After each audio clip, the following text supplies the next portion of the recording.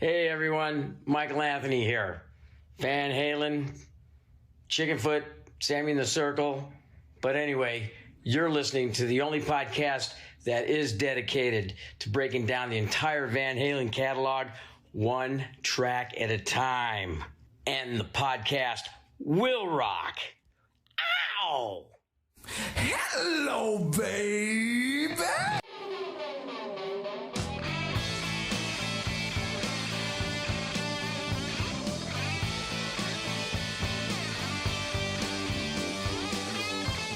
What's up, all you rockers, rockettes, and everything in between? You have joined us in a new edition of And the Podcast Will Rock. We are the show that dives into the catalog and discography of one of the greatest rock and roll bands of all time, Van Halen. One track at a time. I am one of your co-hosts this evening, Mark Kamier. Joining me, as always, Corey Morissette. Corey, how you feeling? Do you feel the love tonight? I live my life like there's no tomorrow.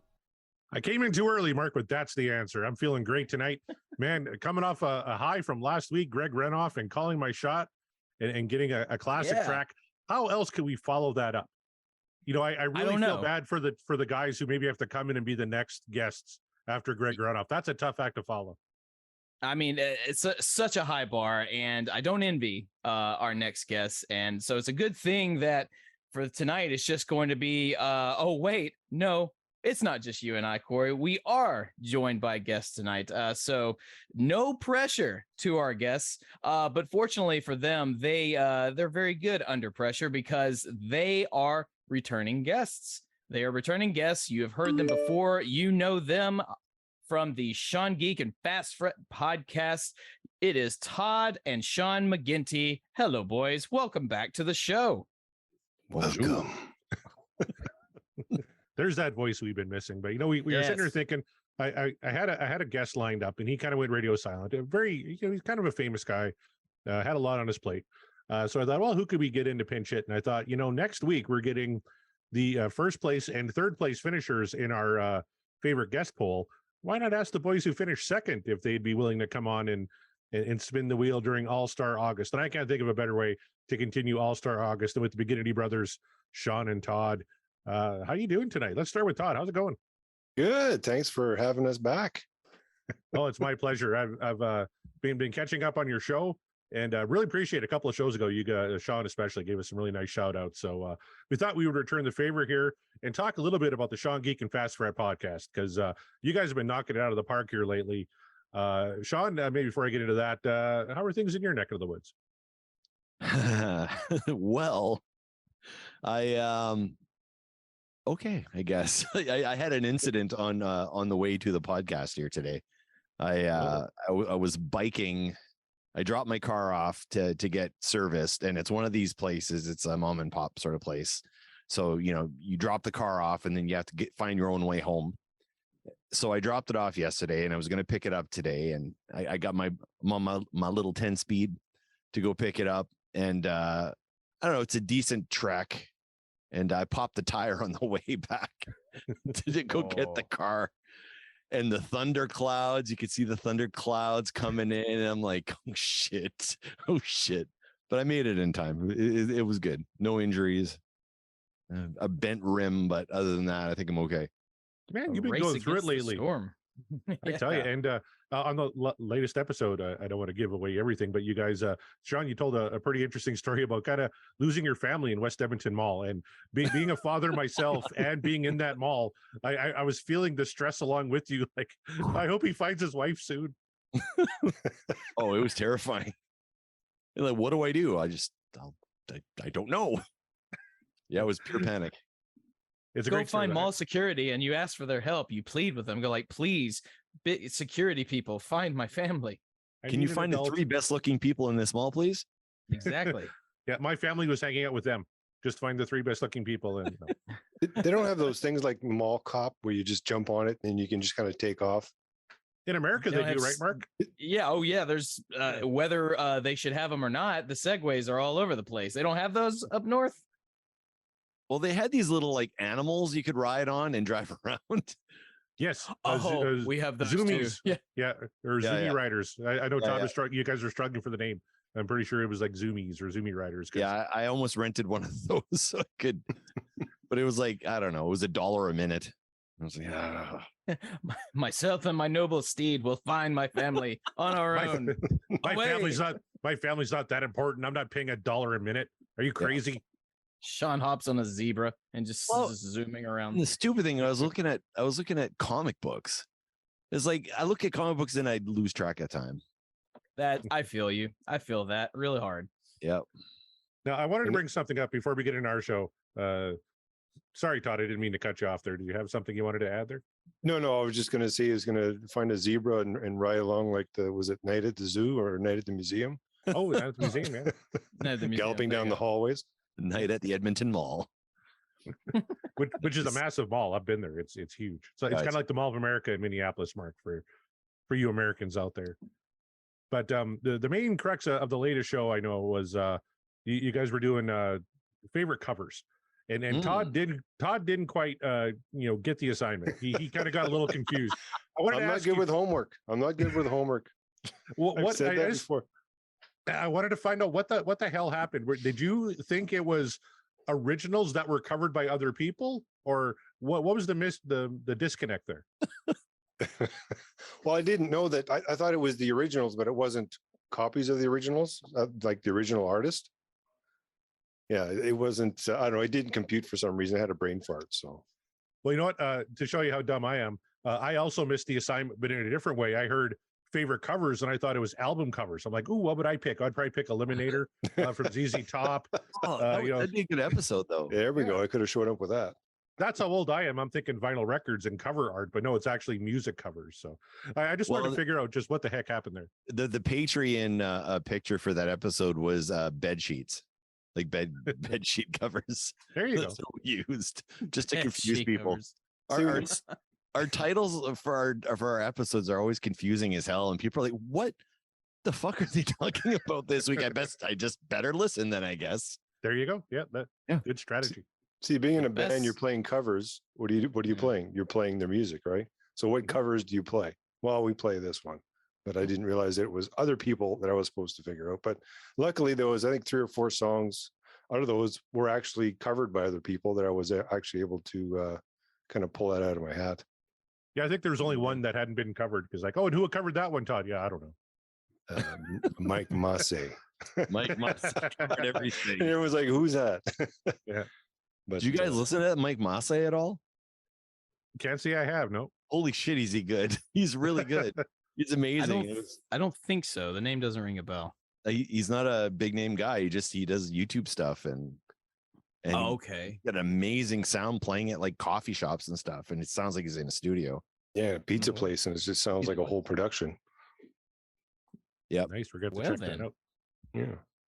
Absolutely. Well, getting all of that out of the way and getting right into the program, as it were, Corey, we got to do what we got to do at the beginning of every show, and we go back to the Rockin' Poll. We go and take a look on Twitter. We put up a poll based on how you guys vote the song we just covered. So I have to ask, what does the poll say for our show last week? Well, I think the majority of fans were feeling the love that night because it was 93.4% what dreams are made of, only 6.6% this dream is over, which would equate to like 1 vote out of all the votes. And it's still, how do We you know who that downvote vote that is. song? Is that We the I don't know even who think that vote you- is. Is that the best ratio this time? That would be right up there. Yeah, I think so. And I'm not even going to say it's Mariano because he's up the Catskills. I don't even think he has internet access. So I don't even Oh. think he heard I don't think he downvoted it. He sent a Somebody else. raven, and it landed on the poll. Oh, you can tell Mark watched Game of Thrones on Sunday. I did watch House of the Dragon, but that's for a different show. Maybe they'll be on the Sean Geek podcast because they talk all things geek on there. That's right. Hey, there you go. There you go. But we had some comments on that one as well, Mark. So if you like, I can go through those. Please do. All right. Our friends at the Deep Purple podcast said an absolute gem of a song, just as Greg Runoff is an absolute gem of a guest. Hard to disagree with that. Hard to imagine any Van Halen fan not liking this one. Great episode as always. Thank you very much. From the Deep Purple podcast. Rihanna just said what dreams are made of. David Lee Smith says the three of you guys could feel the love tonight. Absolutely what dreams are made of. Thank you very much, David, for commenting. Jonathan Meisner says, I picked up the vinyl from a local record store just a couple of weeks ago. This is the only song of Van Halen 1 I had never heard before, but now I'm glad I did.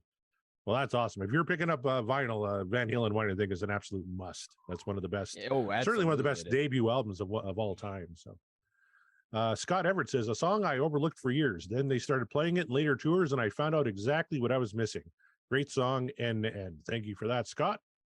Next up is Gregory, who says, great episode and major props for getting Greg Renoff on the show. I have both of his books on Audible. They're both fantastic books. By all means, I recommend everybody go out and give him a read. And yeah, Greg Renoff, absolutely fantastic. He seemed like he had a good time. He said immediately he'd be willing to come back for more. So as soon as we can, we'd like to get him back on the show. Michael Green, who actually has submitted a song, he's going to try and call a shot here tonight. He said Greg Renoff was an amazing guest. I have both his books. Can't wait for the next one. Definitely bring him back as a guest. It's happening, my friend.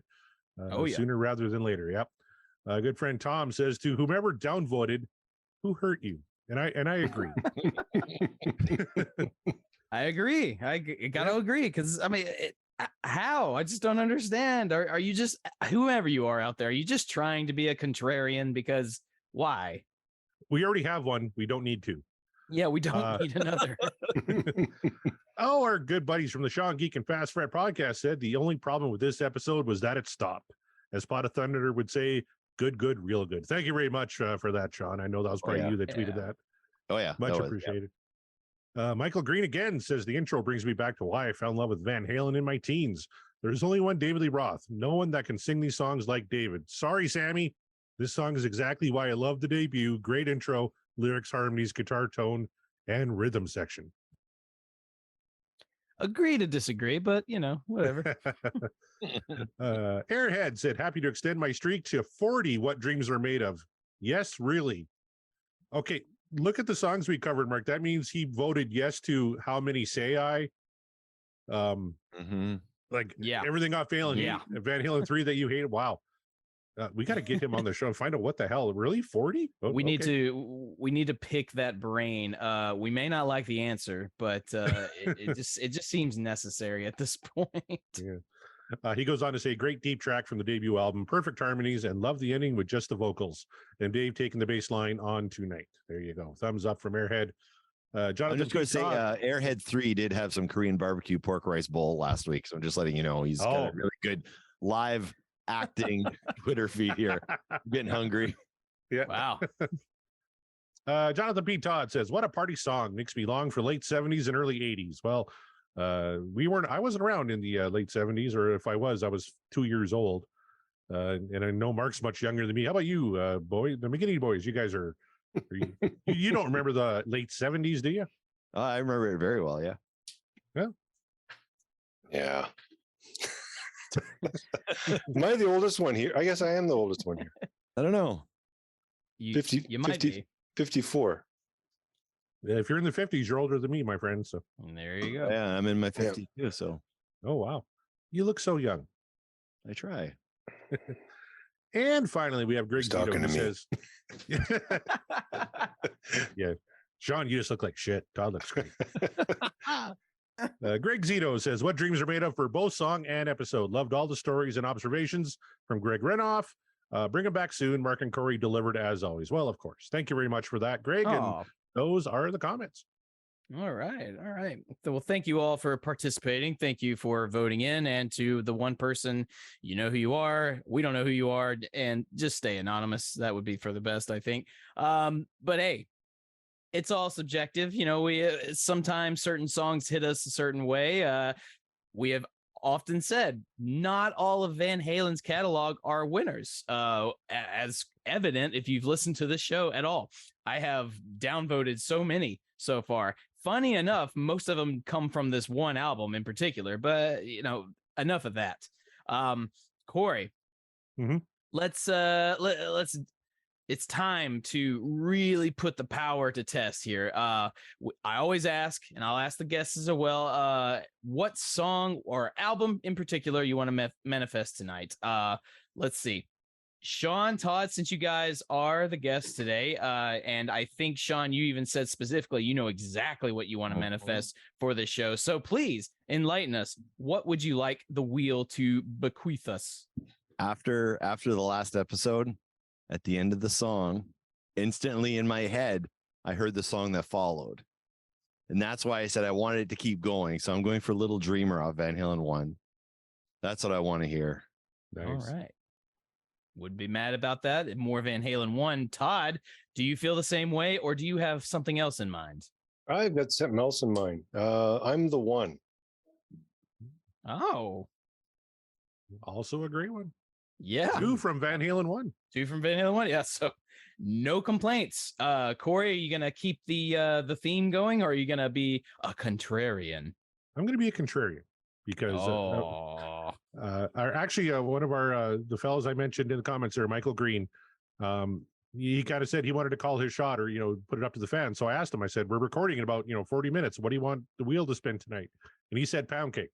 So that got me thinking about For Unlawful, and I'm thinking the song I almost spun last week, and probably my favorite cut off of For Unlawful, which is Top of the World.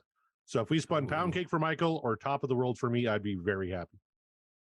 I would not be mad at anything from the Fuck album, but I say that now, knowing full well that there are songs I don't like on that album, and there are songs Corey does not like from that album. So that might have jinxed us, but we'll see. I myself, I'm gonna keep the theme as I did last week. I'm gonna keep it this week as well. Thank you to Sean and Todd for giving me the idea. I want some Van Halen 1, but I want the song that really sort of drew me into Van Halen from the start. I want Ain't Talking About Love. I need that one. All right. So that's 3 from Van Halen 1. This is going to be interesting to see what we come up with. I'm going to give it a good shuffle here and make sure we put all those Van Halen 1s right at the bottom. Okay, Mark, whenever you're ready, call for it. All right, Sammy, take it away. Here we go.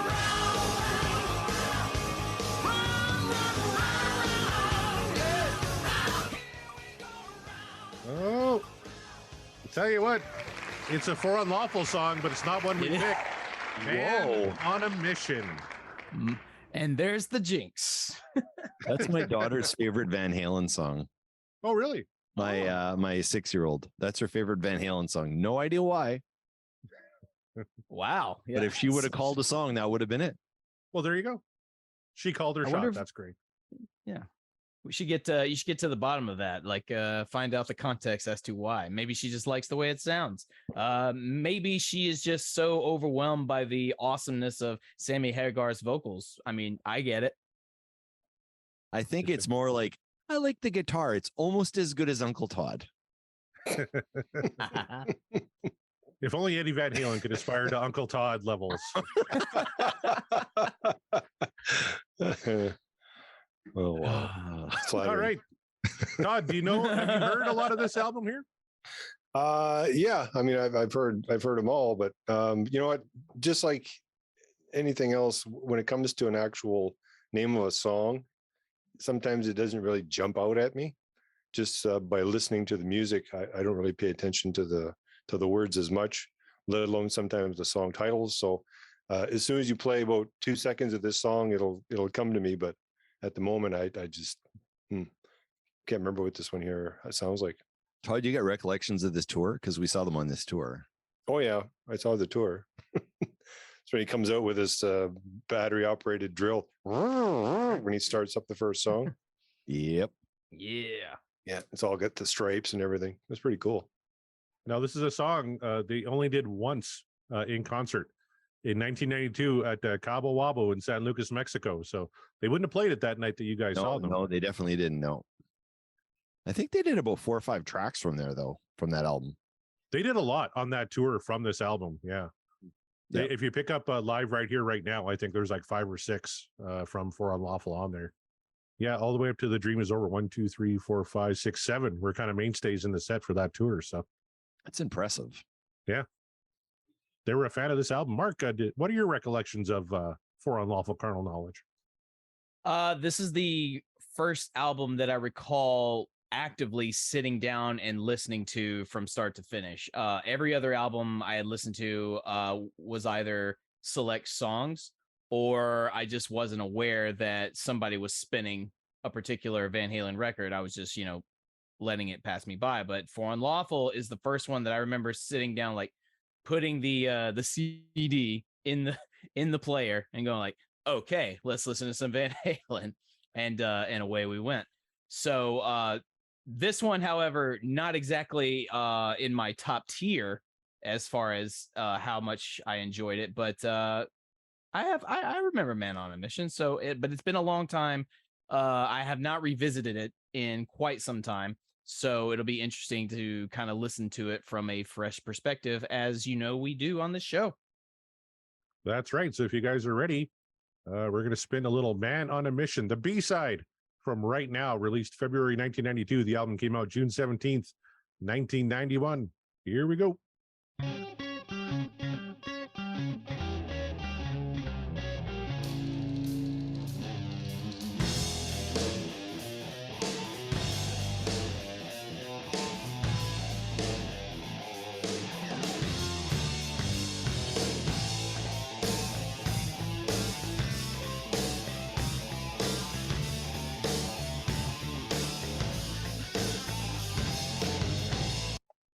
Todd, what are your thoughts on that opening salvo? It's a different groove. Obviously, it's not your classic first 3-4 albums Van Halen sound, because at that point he had kind of changed his sound a little bit, and then as it kind of went further, it changed even more so after he came out with with his Wolfgang guitars and his own amps. Yeah, it's almost like. What was that tune that we did last time? It was the very last track of was it Women and Children First, where they're kind of just there and they're talking and they're singing at the same time. It almost has that kind of groove to it. Yeah, I just love how it sounds so kind of messy at up front, like almost like Eddie's purposely just playing not so well. He's like, yeah. Oh, wait, I got it. And then it kicks in and it's like a nice little rock and groove. Misdirect, but it's not really, because you already know what Eddie is capable of. So he's not fooling anyone. That riff is really odd, that opening thing. But yeah, like it's like this is okay, it is Van Halen. I like that misdirect. Right. Yeah, it's great. I'm kind of with you, Sean. The first time you hear it, like did it? You're like, what the? but then once it lays into the groove, then I'm kind of more on board with it. So. Kind of like a choreographed fall, right? Yeah. And I had to go back and look because I totally forgot. But you're right, Todd. It was In a Simple Rhyme, the last track from Women and Children First that you guys were on our show. That was the first one you guys spun. Yeah, that was the one that I. Yeah, I give a thumbs down, and I get roasted for it. So I think Todd got kicked off of Twitter for that comment. It's happened to all of us. Don't worry about it.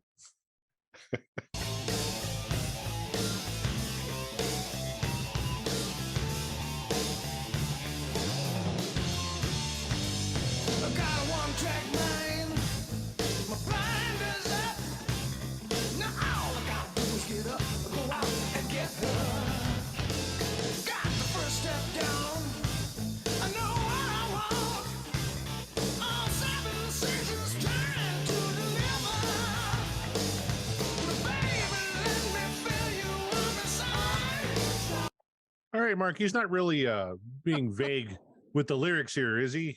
I didn't realize it was. Let me tell you something. When you're a man on a mission, it's in the it's in the title. What do you want me to say? He's like, it's man on a mission, and your first thought is, wonder what he means by that. And right away, he's letting you know exactly what he means by that. He's a man on a mission. He is trying to get laid. What do I think about it? Well, it's no less subtle than anything David Lee Roth has put down. So true. What are we doing? I'm not going to let my daughter listen to this anymore. I was I forgot you let that little nugget slip. No, that She's whole like time- the guitar, she doesn't understand the words. She's only 6, and like, yeah, I don't want you to know what the words are. No. See, and this whole time I was thinking, what's Sean gonna do when his daughter walks up and says, "Daddy, what's the man singing about?" Oh, he's singing about getting gas. Just shut up. And He's on a mission. It's an important mission.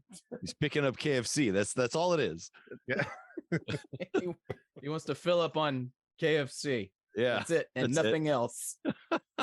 Well, it No, says you- there's a line coming up. You get one big pot. So there we go. They're making a pot of craft dinner or something. I don't know. spread Yeah. your wings and open wide. Yeah, he's got a whole Yeah. chicken in front of him, and That's right. Yeah, That's make right. it This is not I- a song about what you think it is. You guys get Sammy all wrong. It's about hot wings. Yes, we were. See, I got it. See, this is what I mean about the lyrics. See, I wouldn't have never known that until, you guys actually pointed it out. Well, and to David Lee Roth's credit, I think he would have been a little more subtle about it, or a little more poetic, not just coming right out and saying, "Baby, let me fill you up inside." That's adorable that you think so, but well, whatever.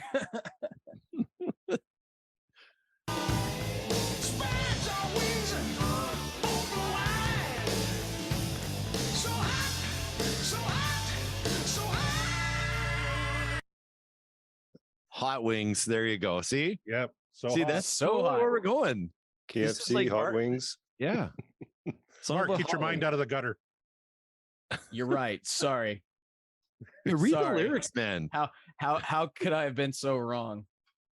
Spread your wings and open wide. You're right. You It's got to about get the meat in chicken. between there. Like you Yeah, you do. So hot.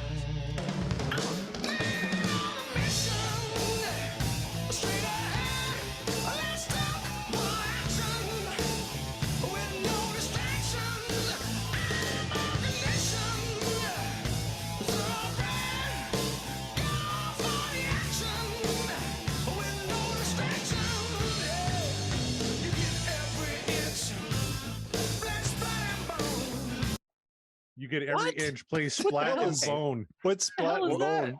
What the hell Well, is well- that? Well, now I'm not so sure it's not about chicken wings. Or is it bone What the and hell splat? is splat? Okay, so what the line is, you get You've every never played Splat and Bone? what the hell is that? Is that like, I don't know, like kickball or something? Or like one of those like, Well, games when we didn't have like balls and sticks and stuff. I don't know. it Would- might be, but we don't kink shame here on the podcast. Someone whatever should Sammy's into. Google splat and bone and see what Yeah, I'm that looking means. it up. I did. What the hell is- It's this is your mission now. You're the man on the mission. Tell us what Splat and Bone means. Look it up. I'm trying. I'm not getting much anything. I This mean- is harder than it looks. I feel bad. That's For what I, she I said. feel these lyrics might be incorrect potentially. Look, yeah, they're incorrect. Let's talk more action, no distractions. That's what Sammy is saying. And look, I get it. When you are on a mission to devour some spicy hot chicken wings, you don't want to be distracted by anything because it is like it's a task. Sometimes it's a task. I tell you, if you're a fan of the show Hot Ones, and you're experimenting with super hot sauce, I can tell you that is most certainly a mission. My lady Chrissy and I did our own Hot Ones challenge, and once it got to a particular point, you can think about nothing except the increasingly just burning inside your mouth. Okay, You so I'm try wondering. so hard not to piss yourself. I looked up the lyrics somewhere else just to see. And? So you give every inch flesh, blood, and bone, and it's all wrapped up in a tight little bundle. Wow, that's not even close to what I got here. Oh, No, well, that we would got- explain it. You get every inch play splat and bone. oh no, yeah, no. Sean's right. It's Yeah. flesh, blood, and bone. Which still But works with the wait. hot wings theory. But I'm not over the play splat and bone thing. I'm still not over this. Like, no, we need think Corey- answers. I think Corey's got another podcast in him. That's going to be the name of the podcast, Splat and Bone. Splat and bone. All right. I backed it up a few seconds. Let's listen again and see if we can pick it up. Okay. All right.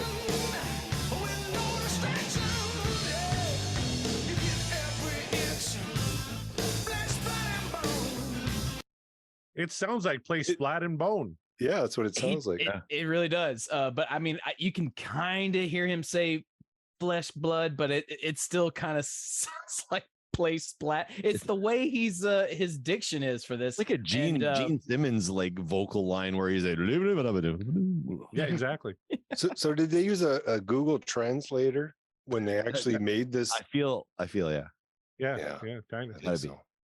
Because my wife makes me watch a lot of Food Network, and I hear play Splat and Bone. I thought, do they mean spatchcocking, which is a cooking term for removing the backbone out of a chicken so that it lays flat?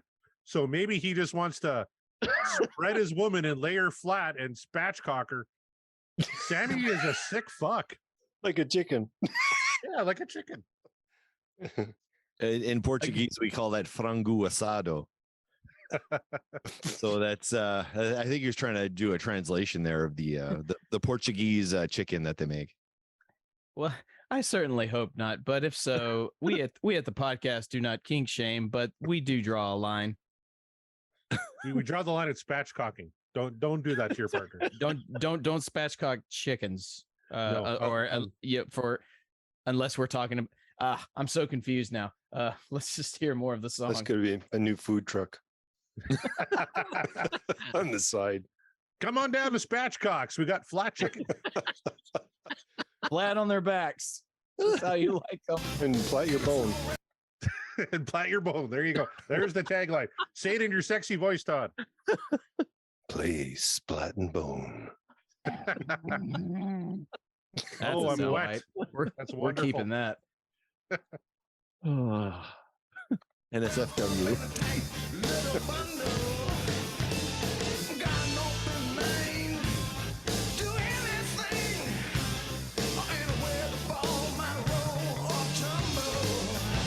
Now he's singing about a ball. I don't think Sammy knows what the fuck he's doing in this song here, Mark.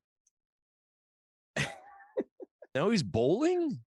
Like they had their uh, wings. Now they're, I don't know. Well, I mean, you do when you're cleaning your bowling ball, it is wrapped in a tight bundle. You gotta wrap it up, kind of scrub it. He's got an open mind. He'll do anything. See, this is just Sammy trying to express to us, the audience, that he's not closed-minded in his sexual exploration. And I feel this is Sammy Hagar not understanding what a metaphor is. Like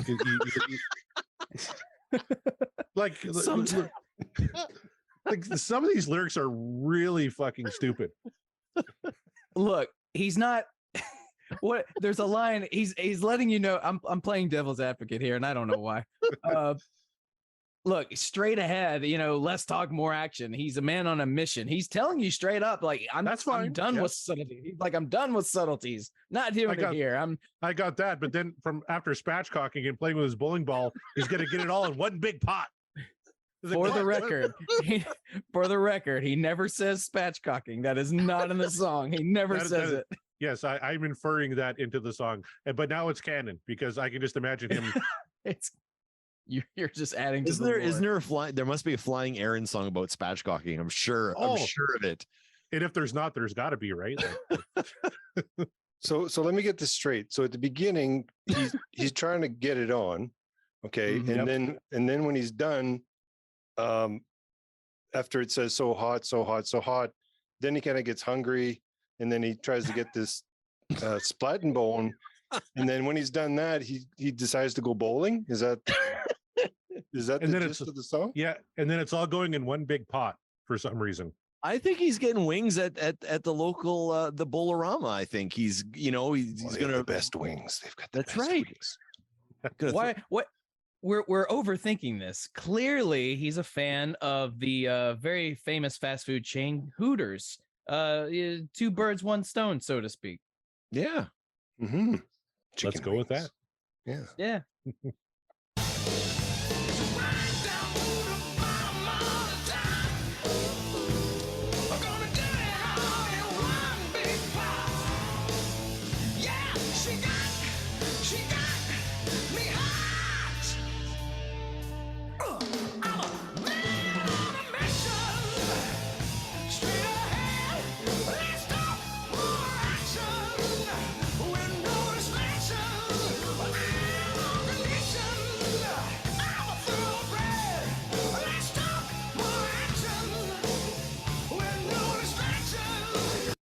Right, I'm all conditioned. I'm a far off red. What He's the fuck is conditioned that? because look, he had a head full of hair. Sammy Hagar's got a lot of hair. You got to keep that thing conditioned if you want it to look good. He's not going to pick up any ladies if he's got, nappy frizzy hair. Come on. Okay, so No we one's went going to from go home with that guy. Yeah, he's probably got fire crotch too, so that's probably why it says I'm far off the red. Fire crotch is that like Canadian venereal disease, I guess. Fire crotch. You can only get it in Saskatchewan, I guess. I don't know. Hey, maybe Manitoba too. Yeah, I have all no these frame of distractions. I think that's what it was. He went bowling. He did the splat and jump and whatnot, and now he's saying he wants no distractions. He wants to get back to business. I think. Yeah, after spatchcocking the chicken, he got fire crotch, which is an unfortunate side effect. Whenever you're spatchcocking, you're not supposed to spatchcock the chicken. So, that's what you get. That's what you get. It's a casualty. if you're going to splat a bone, you're going to get fire crotch. Everybody knows that around these parts. So he keeps saying, "Let's talk more action." Well, just shut up and do it already, dude. You've been talking for how many verses is this? She's like, "Okay, you know what? I'm done. I'm leaving." Yeah. You just shut up already. She left a half Doing your hour ago. spatchcocking talk is not turning me on. Yeah, let's talk. And he said way too fucking much. Way too much. If you're trying to close the deal, He's saying a lot. This is true. Yeah. You know I what? can't defend that. if you haven't closed the deal by "baby, let me fill you up inside," it's not happening. Grab your bowling ball. Yeah. Join a league. Yeah, you're done. I take my ball and go home. Yeah. Fuck it, dude. Go bowling. Take your ball and your fire crotch and get the fuck out of here.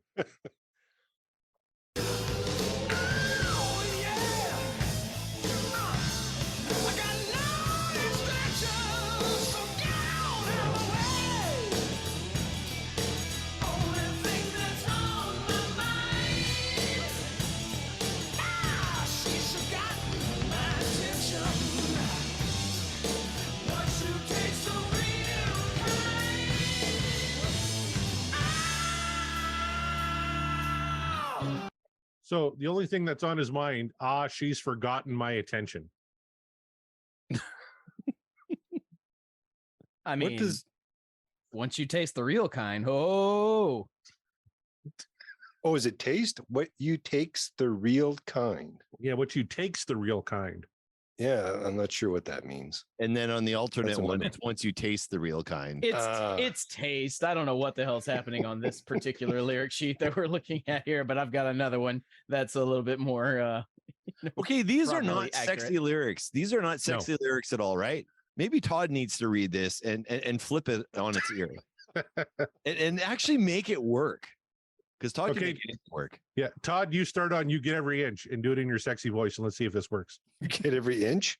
Yeah. That's a good place to start. Where are we That's at? exactly. Oh, You just up here. pick a spot, Todd. where is it there? Oh, you get every inch, play splat and bone, and it's all wrapped up in a tight little bundle. I got an open mind, do anything. I'm aware the ball might roll or tumble. That sounded like Pete the Cat.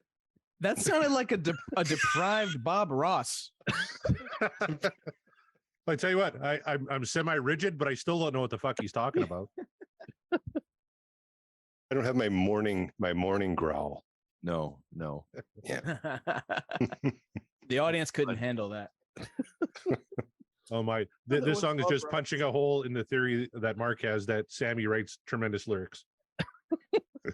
Look, I didn't say. Look, I admitted on a previous show that not all of his lyrics are tremendous. I admit that. But what will be tremendous is the upcoming solo. Let's give it a listen. Oh, thank God.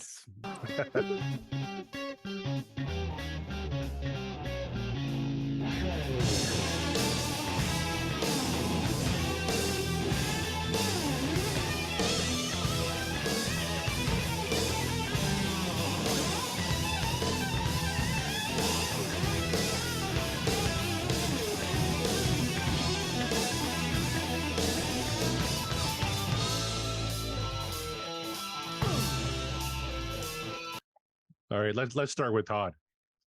As one of the three musicians on the panel, what did you think about that section there? Well, the beginning is kind of weird. Well, it's like the very beginning of the song. The solo kind of starts, which is kind of an odd thing. You would never hear him play that type of style. You do hear some very classic Eddie type of riffs in there, but there's definitely some new. I don't know if he has new influences or he's just kind of winging it, or he just had something in mind to put in there. But it all meshes well together. But I mean, for me, the original Van Halen with Dave is pretty much my forte. This one here is not bad. I like Sammy; he's okay, but I don't know. The solo was okay. All right, I guess in a nutshell. John, I want to hear Mark's opinion before I, as the other guitar player. I think I want to hear the guitar players before the drummer talks. Well, I was just going to say, I love the callback. Now, not only is that intro sort of a tease into the song, it's a tease for what Eddie's going to do later. So that's cool. It's a little callback. I like that. The solo rips, and I knew the solo was going to rip. I remember it, but something I've never noticed before until this listening. And I hate to jump ahead to the drum talk, but Alex kind of goes off beat several times, but yet still maintains the tempo, still stays in the in the pocket, and kind of just does a few variable things that if you're not listening for, you might never notice. Or just, I don't know, it just stood out to me this time. But so while I love what Eddie was doing in the background with his solo, because the solo is not really as in the forefront like it should be, I was kind of distracted by what Alex is doing in a good way. That's where I was going. I like what Alex and Michael were doing there. It's moments like that you realize that this is probably one of the best rhythm sections in rock. Oh yeah. Like just Alex is the perfect timekeeper. He's Greg Ranoff was talking about it last week, where he was mentioning how just, Eddie's timing, but Alex's timing too, like just phenomenal. Like I thought that the solo was okay, but for me it was Alex and Mike that just, by the way, we're in the band. Watch what we can do. And what they can do is pretty damn impressive. As the non-musician on the panel, and you can all tell me I'm full of shit, but I really liked how Eddie's lead kind of played with Eddie's rhythm. I think he plays rhythm really well on this album. And this is another example where the rhythm and the solo, I thought, worked really well in concert together. No, but you're not incorrect. Wow. That's the nicest thing you ever said to me, Mark. Oh, I'm full of niceties. Just wait until we vote. I can't wait. Well, yeah.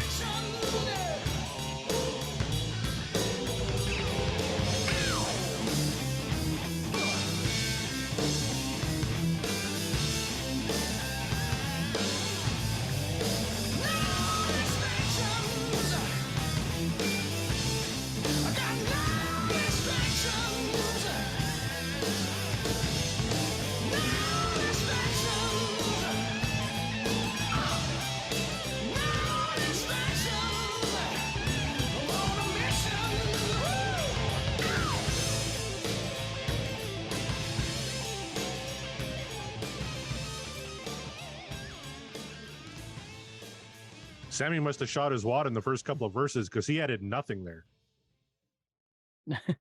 But look, you got 2 solos for the price of 1. That's a rare thing, but it's always a welcomed addition. Yeah, that outro was good. Yeah, Yeah, I like that solo. That was really good. And I should correct something here before we get too far in. I mentioned, according to setlist.fm, Man on a Mission was only played once, but it must have been played more than that because it's actually on live right here, right now on that CD, right after Wow. Dreams and right before Awesome. Ultra Bass. So. Is it possible it was like a soundboard, something like sound check? Sorry. It's entirely possible. I don't know if they used any sound check stuff. I know they performed most of the songs. I think all the songs were supposed to come from a Fresno show they did in May of '92. Okay. That'd Well, be there you something to are. ask maybe Eric Senich next week when he's on the show. There you go. That's nice little segue. A little hint for what's to come, you guys. That's right. It's All-Star August. Speaking of All-Stars, Van Halen's Man on a Mission. There it was from For Unlawful Carnal Knowledge, the fuck album, as we call it. But we've lots of things have been said already as we've gone through this song. But now comes the part everyone tunes in for, and this is where we vote on the song on whether it is a yay or a nay, whether it is what dreams are made of, or if the dream is over. Todd, Sean, since you guys are the guests, you get the privilege to go first. So, flip of a coin. Todd, we're gonna go to you. Would you say Man on a Mission? Admittedly, you're a David Lee Roth guy, so you got that against Sammy. It's fine. But would you say Man on a Mission is what dreams are made of, or are you just out of chicken wings and it's just nothing but bones? Oh, it's all that splat and bone stuff. It's I don't know. I down. All right. Yeah, sorry. What was it about this one that didn't work for you, Todd? I don't know. It just the cadence of the song. I don't know. It's just not your typical. I don't know. It didn't rub me the right way. I guess it's not one of those songs that I would actually go and play on purpose. But it's on the album. If it's playing, it's fine, but not something I'd go, oh, I want to listen to this song again.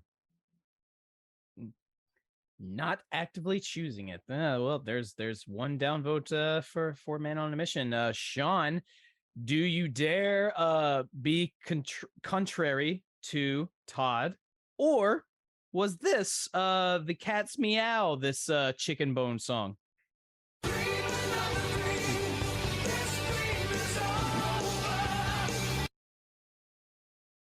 Just like Todd was saying, it didn't rub him the right way. It just felt like a dry rub on a Portuguese chicken. It's just, yeah. I don't know. It felt like Sammy wrote the lyrics in 5 minutes. Even like the melodies on here it just kind of felt a little uninspired. Like, I think if he'd have put a little bit more work into it, it just felt like Eddie came up with some good, I think Eddie came up with some good stuff too. But I just felt like, I know they weren't getting along at this point, and I think it was just like, okay, the song's done enough. Let's just get it out. I think it felt, we have a song. It's good enough. Let's just put it on the album. To me, that's what it felt like. It was definitely a filler track. Is it horrible? No, but it's not. It's average at best. Average at best is sometimes the best compliment you can receive. But in this case, I don't know, maybe not so much. But Corey, now we come to you. Now, you love this album, and you love, I would say, probably most of the content of this album. So is Man on a Mission one of those plus ones, or is this just going straight down the drain for you?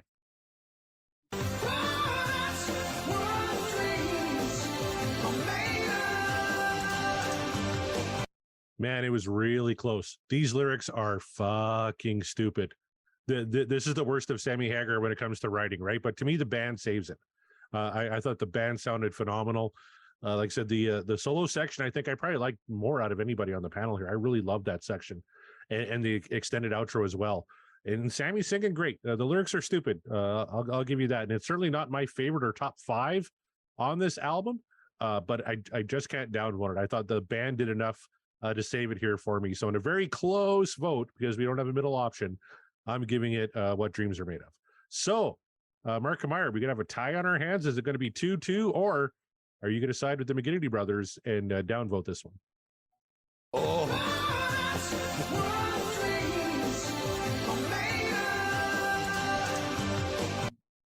I'm going to tell you this right now.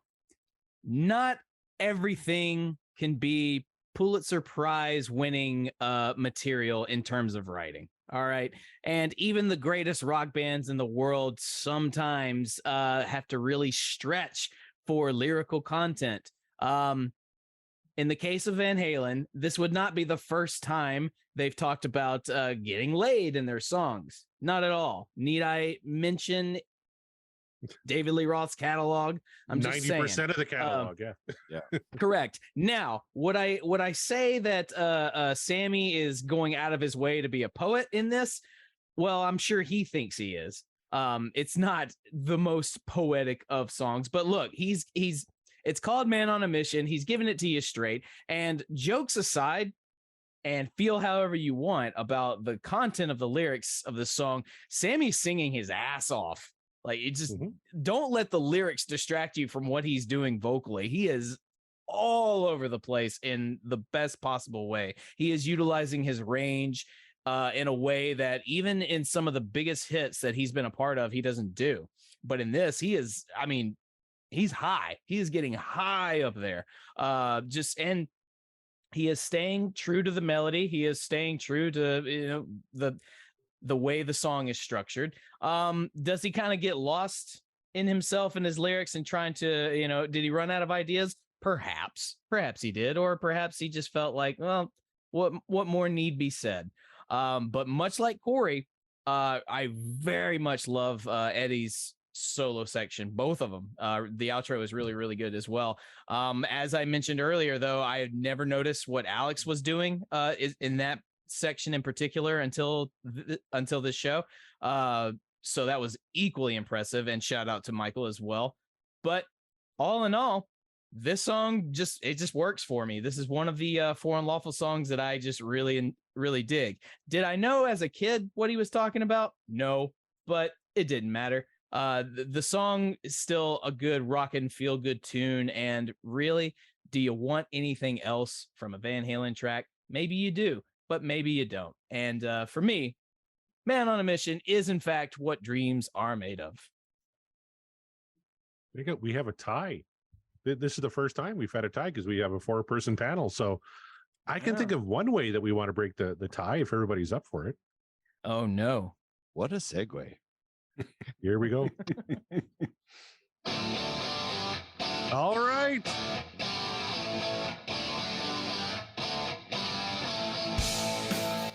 That's right. It's time for another edition of Best of Both Books. I'm going to read an excerpt from one of the autobiographies of the two main Van Halen frontmen, Sammy Hagar and David Lee Roth. And our panelists are going to tell us which book that came from. Mark, you're playing for Team And the Podcast Will Rock. So don't let me down, buddy. And then we have Sean and Todd playing for Team Fast Fret and Sean Geek. So if you guys are ready. It's Geek Boy and Fast Freddy, by the way.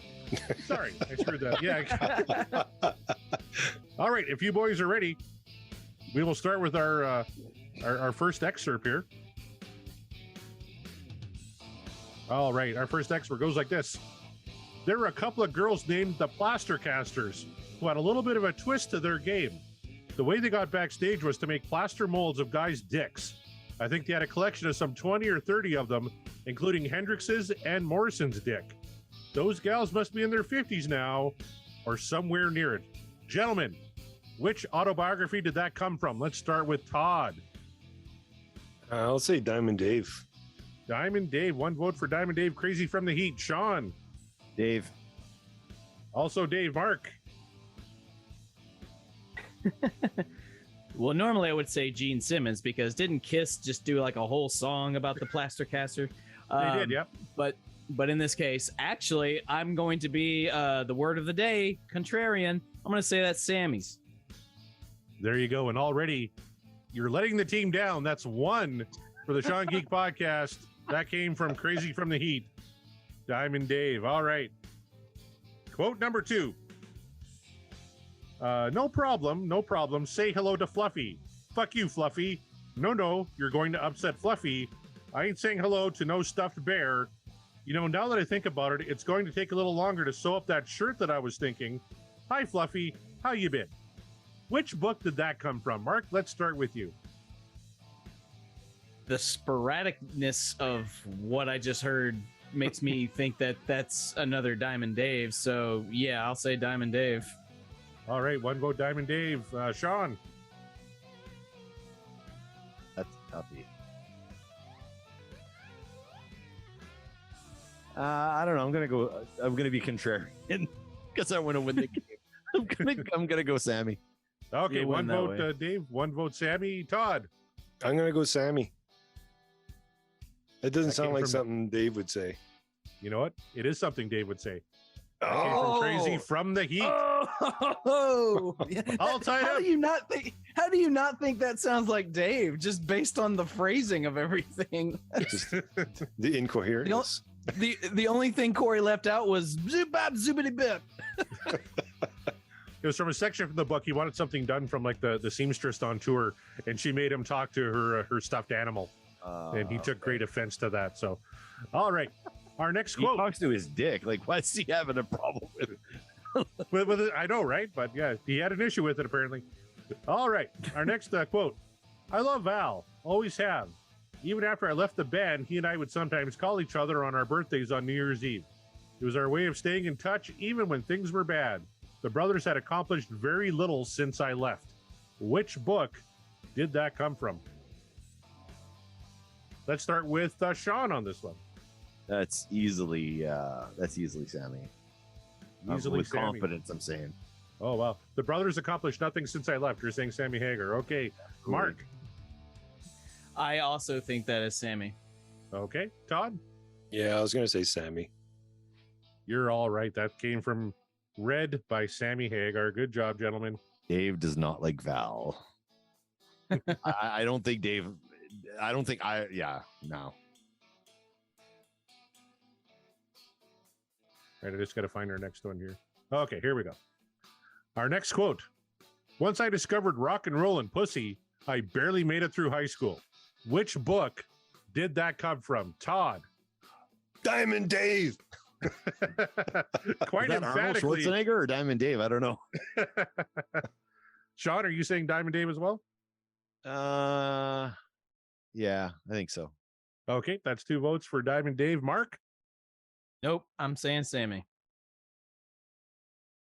Sammy Hagar. You are correct. Oh, Mark is ahead. what's the score here? What? It's 3 for Mark, 2 each for Todd and Sean.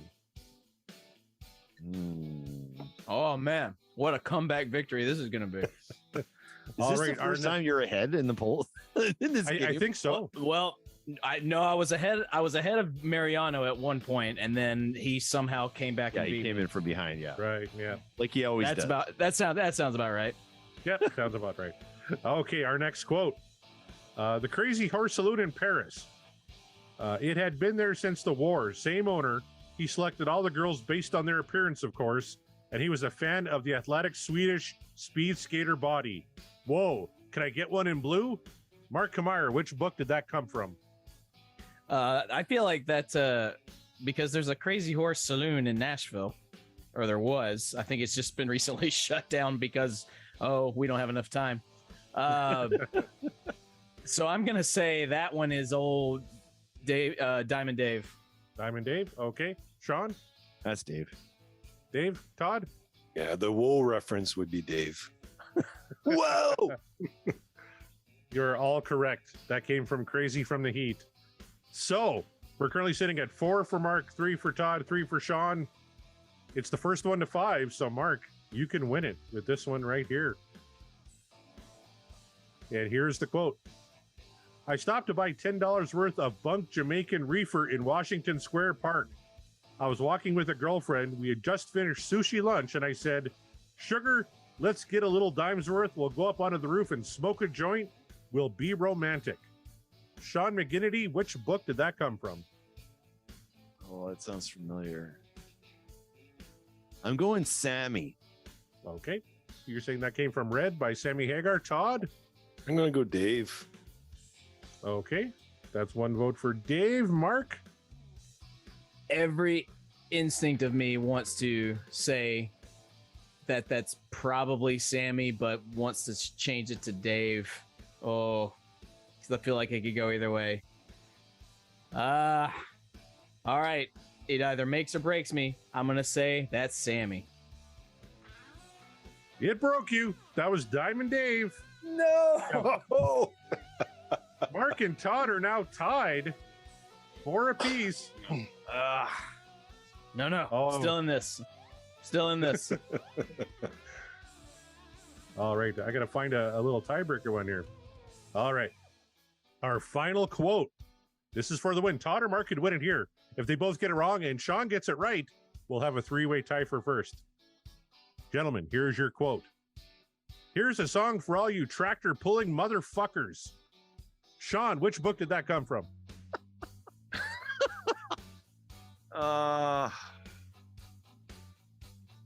Let's go, Dave. All right. One vote for David Lee Roth. Todd? Sammy. Sammy? Mark? I'm going to say Dave. Todd McGinnity pulls it out for the Sean Geek and Fast Fred podcast. You guys win. Damn. Best of both books. Sammy Hagar said that during Farm Aid. God, man. Of course he All did. class. Of course he did. Of course. Wow. Big come from behind victory for the McGinnity boys. Congratulations. Right on. Thanks. Felt like I rode on some coattails there. Oh, he carried your ass. Absolutely. In bands, Well, on the podcast. Where else just you gonna goes to carry show that you on? that's the lesson here, kids, is read more books, especially when they pertain to Van Halen content. You would think I would have already done that by now, but that would ruin the fun of the game. Or I if it's love a that multiple you- choice, just pick C. I Always love pick that C. Mark has hosted a Van Halen podcast for 41 episodes and has lost every single round of best of both books. Look, I did pretty damn good this game. All right, You did. I thought you started had off- it. I thought I did too. But see, and also, kids, sometimes trust your instincts, and then sometimes don't. That's my lesson for you. You're either going to be right or you're going to be wrong. You got a 50-50 shot. Also, if we did it multiple choice, the answer for C would just be Gary Sharon the whole time. So if you keep guessing C, that would be bad. Yeah, that would be bad. Yeah. Apologies to Gary. Who needs to write a book? We need to add a third book to our rotation here. Yeah. Does he not have a book? Not that I know of. No, I don't think so. Sharon? Oh, Yeah. man. Or what about Mitch? I- Didn't I Well, he think needs to Malloy write one, put a don't book out? He was almost in Van Halen, Right? right? Who? Mitch Malloy. He was the almost singer for Van Halen at some point. Oh, He was he was almost a singer and then he wasn't. Yeah. That guy. Yeah, that guy. Like, all right, Yeah, that guy. Well, apologies to him too, because that's a tough break. But that's the show, you guys. We've done it. We've put another one on the books. Joined again by the McGinty brothers. Dudes, thank you so much for being on the show. Thank you for beating me in this new segment game that Corey loves so much. It actually is really fun. It just sucks losing all the time. But you guys are the guests, so it's poetic that you guys would win. So please tell the folks what you guys got going on and where they can find you if they want to check it out. Todd, you got this or what? well, you can find us at SeanMcGinnity.ca. That's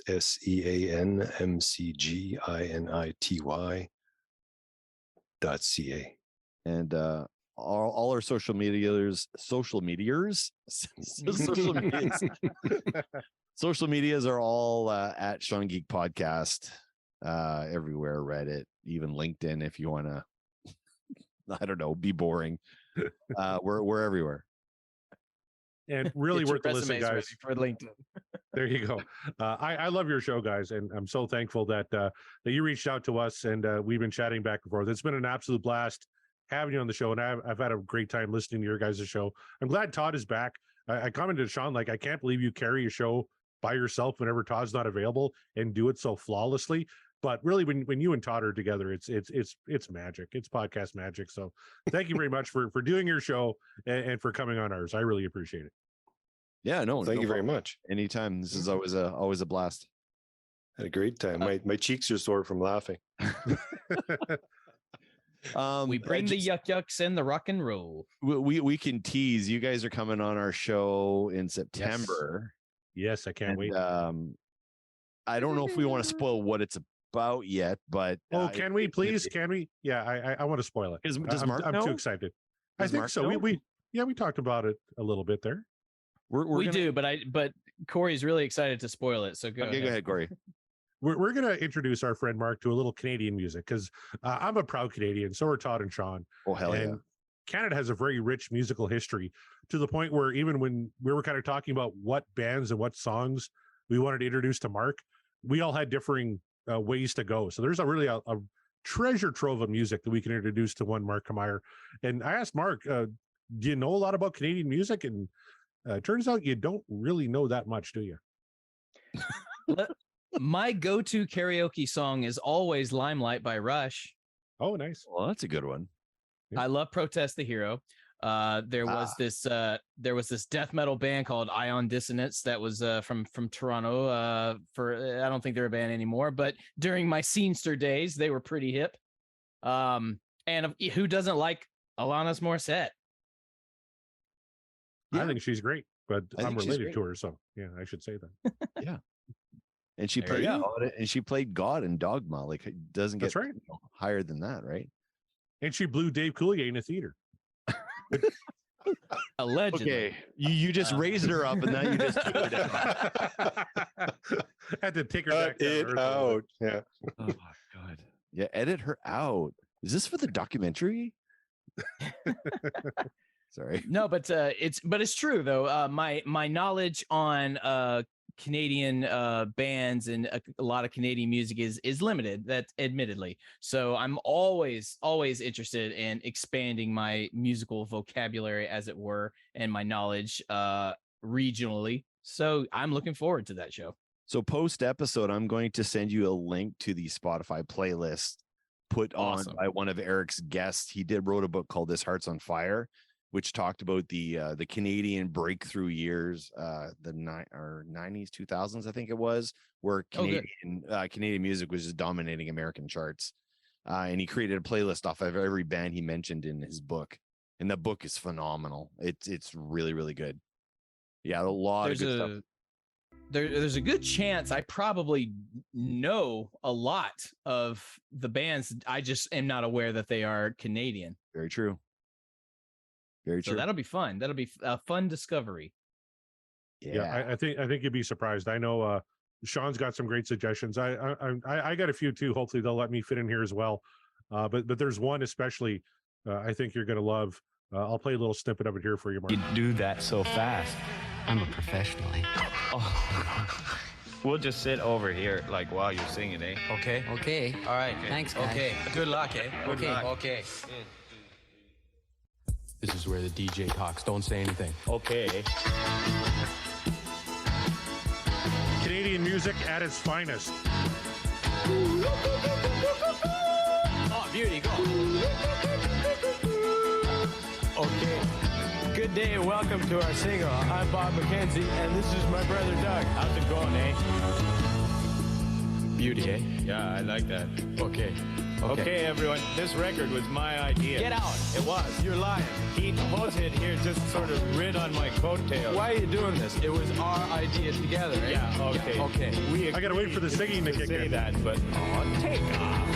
Take off through the day, my God. Take off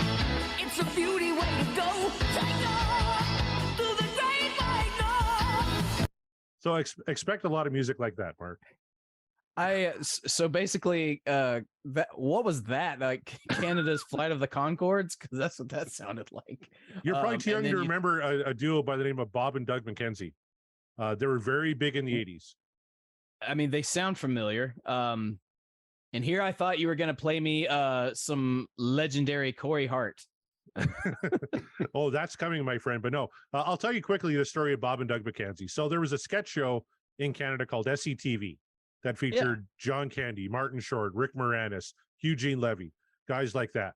And they did a show originally out of Toronto and then out of Edmonton. And the CRTC, which is a thing we have in Canada that regulates Canadian content on the airwaves, went to the crew of SCTV and said, "You're not Canadian enough." And Rick Moranis and Dave Thomas said, "Are you fucking kidding? Like, how much more Canadian do we have to be? We're an all-Canadian cast with an all-Canadian crew. Do you want us to sit on a set with toques on, eating back bacon and drinking beer for 10 minutes a show?" So that's what they did to appease the CRTC on every episode Strange of SCTV. Brew. Yep. And then they did the movie Strange Brew. That's how I know the names. There it is. And this song came off their album, which actually had a hit Canadian single, their 12 Days of Christmas. This is their theme song, Take Off. See, that I didn't know. I didn't know they had an album. Well, awesome. Every time I used to make a mix back in the 90s and 2000s, I always pulled a track off the Bob and Doug McKenzie CD every time. Well, it's got for our Christmas show, Mark. I got to play you the 12 Days of Christmas. It's probably my favorite Christmas carol. Yeah, I really hope you do. I'm so excited for that now. Can I? I'll give you a little. Yes, we got to do that one. I'll give you a spoiler, Mark. On the first day of Christmas, my true love gave to me a beer. Yeah. In a tree. In a tree. That beer's empty. Yeah, dude, that beer's empty. Yeah. And they also talk about the metric system on there, which is great. They explain it to Americans. It's great. Well, good, because we need that explained, because it works a lot better than whatever the hell is happening down here. So I'm in for it. You guys have just been spoiled on a future episode. So stay tuned for the holiday season in a few short months. But yes, I cannot wait to join you guys for the Canadian music show. That's going to be super fun. I'll be very surprised if to see what I know, and then to be surprised about what I don't know. That'll be good stuff. Corey, where can the people find you, and where can they find the show if they want to find some more stuff? Oh, they could find me at CD Marset on Twitter. They could also find me on my other two podcasts.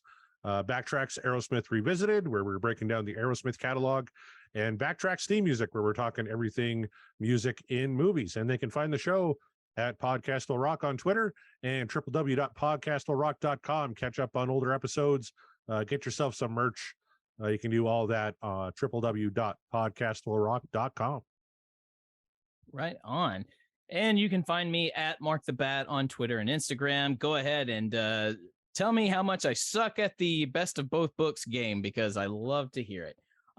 But again, thank you to Todd and Sean for being on the show. We'll have you back sooner rather than later, I'm quite sure. And I don't know, maybe they'll have a song where they'll be more enthusiastic, because Man on a Mission, whether we're talking about getting laid or getting hot chicken wings or both, just wasn't what they were in the mood for. Corey and myself, on the other hand, this is what dreams are made of. Hot, wet, spicy dreams. But that's why you come to the Podcast Will Rock, for that sort of content. Thank you once again for joining us. We are And the Podcast Will Rock, and we will rock you later.